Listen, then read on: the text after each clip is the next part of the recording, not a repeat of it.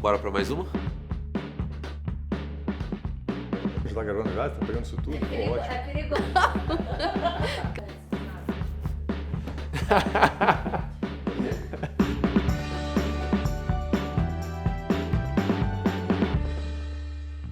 Quais são os riscos, então, de investir em criptoativos? É inocência acreditar que cripto é uma classe de ativos livre de risco, né? O armazenamento desse tipo de ativo é super delicado porque toda e qualquer transferência que é feita com cripto, diferente do que é feita com as moedas governamentais, elas são irreversíveis.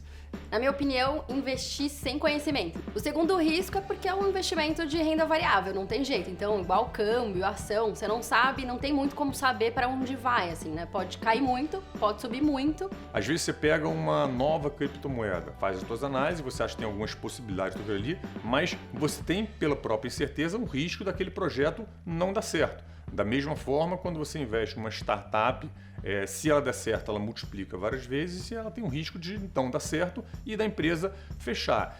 E essa característica é a principal que você tem que considerar quando você está investindo nesse mercado. Além disso, também tem o risco regulatório, né? Como essa é uma classe de ativos relativamente nova e que ainda não tem uma regulação uniforme ao redor do mundo, existe sempre o risco de algum país proibir a negociação ou a compra de criptoativos e isso tem um impacto direto sobre os preços. Como já aconteceu na China, por exemplo.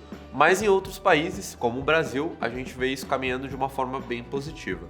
A gente tem dentro da Mint um dos diferenciais é bom conteúdo de qualidade. Então, se você quiser saber mais sobre o mercado, a plataforma, além de te dar uma oportunidade de investir de forma segura e fácil, também te ajuda, né? Então, você aprende enquanto investe. E investir sem conhecimento é um baita risco, né? Quais são as vantagens de se investir em cripto? Sempre tem duas vertentes que eu gosto de acompanhar. A primeira é a característica assimétrica que tem desse tipo de investimento. O que é essa característica assimétrica? É que, por ser uma tecnologia nova e ainda está nos primeiros estágios de desenvolvimento, ela ainda tem muito para crescer. E se eu te falasse que você tem a oportunidade de investir na internet na década de 90? Você investiria?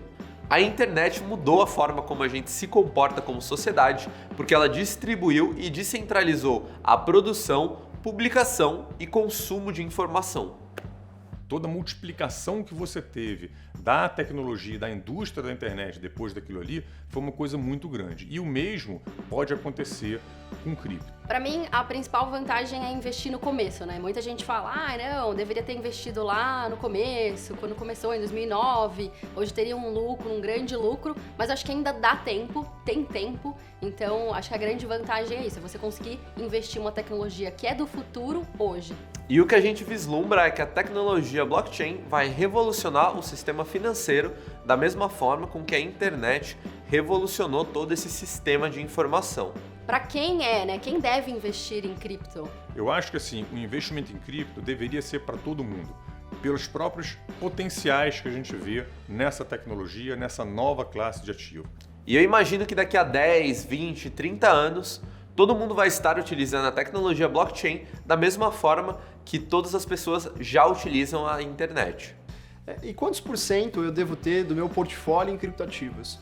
Depende do quanto você está disposto a arriscar, né? Do seu apetite ao risco. Então, se você quer arriscar mais, né? Quer ter lucros maiores, acho que vale investir mais. Então, na minha visão, você deveria mirar aí uma coisa entre 1% e 5% inicialmente, dependendo do teu perfil de risco, do teu apetite para participar nesse tipo de investimento. Uma brincadeira que eu sempre costumo dizer é que você deve sempre colocar o dinheiro da pinga e não do leite, né? Ou seja, você nunca vai colocar aquela parcela do seu patrimônio que não pode ser comprometida de maneira alguma porque vai ser utilizada para pagamento de contas e coisas do gênero. O potencial de aproveitamento, sem sombra de dúvidas, é maior do que aquela cachaça que você tomaria no final de semana.